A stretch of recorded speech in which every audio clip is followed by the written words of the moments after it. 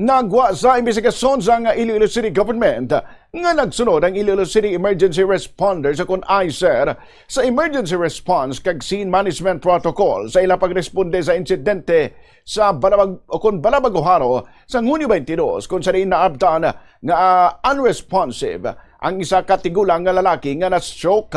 Ang biktima mo si Freddy Pora, 61 anyos, residente sa sitio Pangpang, Ginubatan, Leganes, Iloilo. Base sa investigasyon, naabtan sang responders ang nagtawag sa dispatch kung saan gilayon nga ginassess ang ICER ng kondisyon sang pasyente kag nakumpirma nga wala na inisang vital signs. Dugang pa diri nga wala na nagaginhawa ang lalaki, wala na sang pulso, nagapalang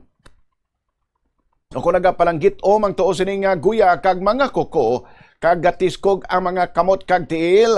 Sang nag-abot naman ang pamilya sang pasyente, gilayon nga ginpahibalo ang status ang pasyente nga wala na inisang vital signs, gani nagdesisyon na lang sila nga manawag na lang sang punerarya. Sa matandaan sang ginsugilanon sang bombo radyo ang isa ka bata sang biktima nga si Jose Porras, iya ginsiling nga wala gid gintandog sang personnel sang ICER ang ila amay bangod nga ginhulat pa sila nga magkaabot sa area. Naibalawang nga natabo ang insidente sang Hunyo 22, alas 2 sa kagahon kung sariin isahanon lang nga nagadrive ang biktima sa iyang motorsiklo pagkadto kun tani sa Iloilo Terminal Market agud mangumpra sang panakot sa ila lulutuon sa ilang karinderya.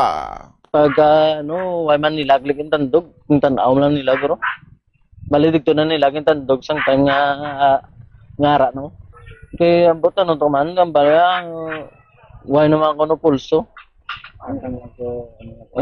Kita naman way pulso kay nadugayan tanga guro ninyo tani kumagubra ka mo sang inyo nga tawag nga emergency response.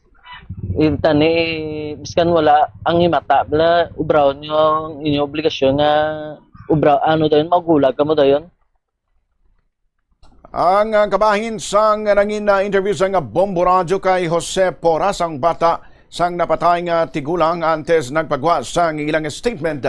Ang Iloilo City Government may kang tanan sa pagresponde sa mga katapos sang Iloilo City Emergency Responders.